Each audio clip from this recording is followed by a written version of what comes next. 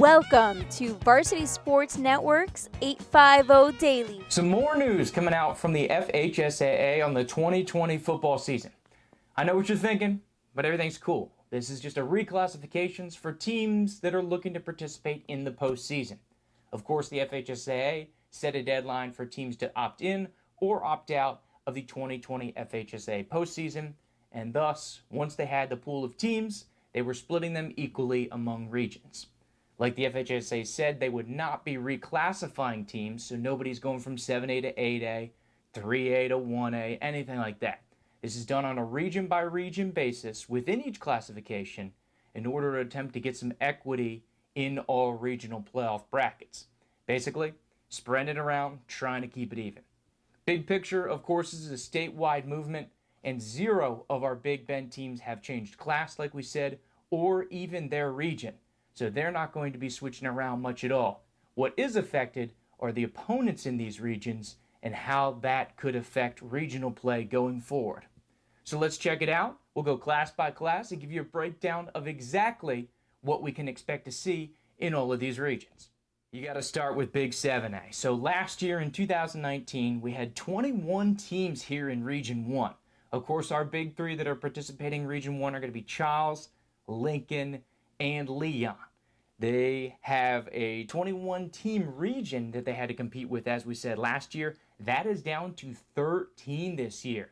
We lost 8 teams out of this region. All 8 are going to Region 2. So of the 8 playoff teams from Region 1, we will be losing 3 of them to Region 2. Edgewater, the overall number 1 seed. Wekiva, the overall number 6 seed. And of course, the winner of District 4 last year, Winter Springs. Them, along with East River, South Lake, Forest, Lake Howe, and Lyman, will be headed down to Region 2. So what this does is it vastly decreases the amount of teams going forward here in Region 1. If we get to the postseason, and if Leon County gets the green light like it looks like they will, it'll be an interesting road going forward, but they could still meet these teams when they head up in regional play and get farther down the road in playoffs. And once again, we have 3 more area teams here in the 5A Region 1. We're going from 19 teams down to 18 teams. So, of course, Wakulla, Rickards, Gabi, they're our big 3 in here. There will be no changes except for the adjustment of Stanton. Out of Jacksonville, they will not be participating overall in the entire playoffs, so they will not be moved out. They will simply not be participating. So once again, we're going all the way from out west in the Panhandle all the way across North Florida. So that is your Region 1 for 5A. Like we said, not a lot going on in 5A, but just a little bit to keep you updated on the developments here for the statewide picture. So now let's jump down to 4A. Of course, we only have 1 area team in the mix here. At least numbers-wise, is not going to be very significant. We say that because you only see 4 teams. But that made up almost 33% of the field here in Region 1 4A.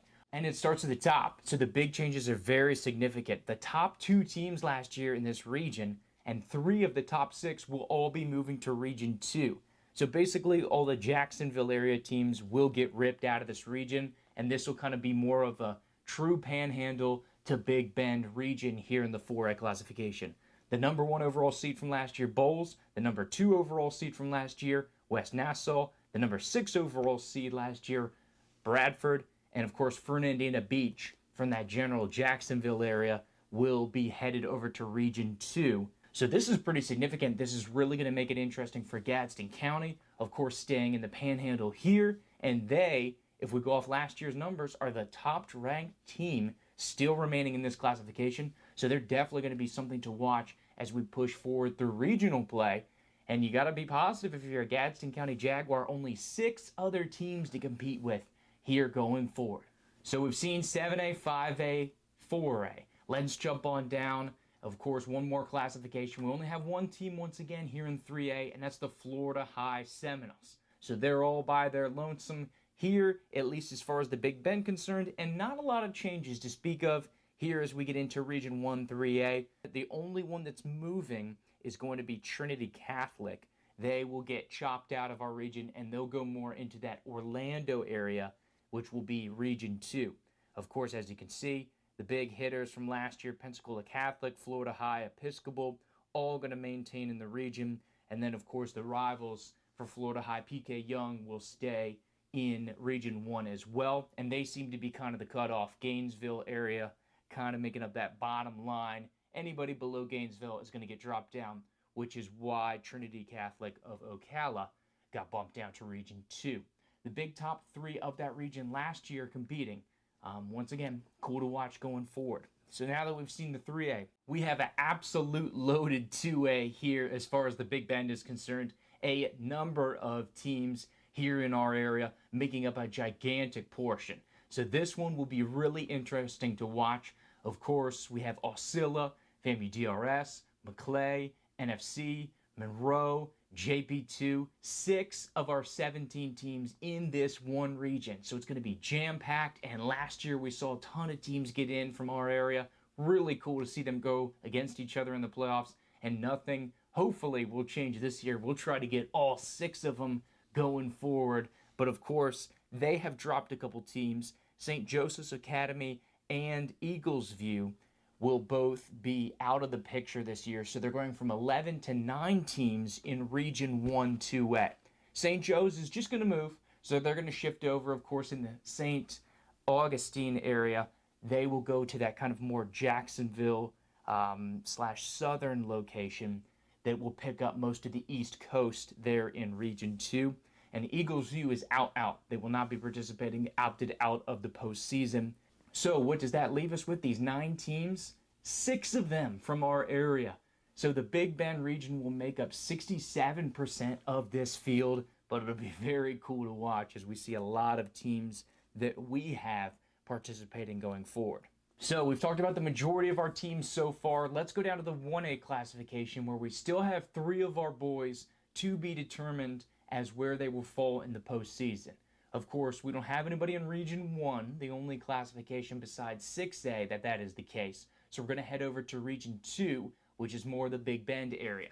Of course, that's going to be Taylor County and Jefferson County, the ones of interest for us here in the Big Bend. So as we take a look at it here, Region 2 1A, there are legitimately no changes.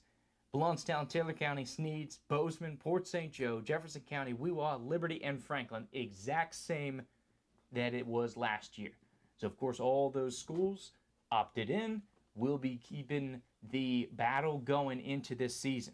And, of course, we'll have to face the same pot of players and the same pot of teams that they did in 2019. So we saw that Region 2 was completely unchanged, and the exact same thing is the story for Region 3 here in the 1A classification. Of course, our boys from Boot Hill, Madison County, our only Big Bend team here in Region 3. And so we go forward here. Once again, same characters you can see listed. Dixie County, Union County, Fort White, and the rest will fill out this side of the bracket here in Region 3 for 1A. One thing of note, looking down to Region 4, there is no Pahokee have not opted into the postseason, and so that would affect potentially a state semifinal rematch that we saw from last year. So it'll be interesting to see if Madison County can push through to that Thanksgiving weekend and beyond. Potentially, if they get to the other side, would love to see them go up against Taylor or Jefferson, potentially in the championship game, the way the bracket is structured. So 1A, as always, will be interesting to watch this season. So as you can see, 1A as a whole for our boys, not really changing much, but something to be updated on and something to look forward to down the line as we can hopefully get through this regular season and into the postseason.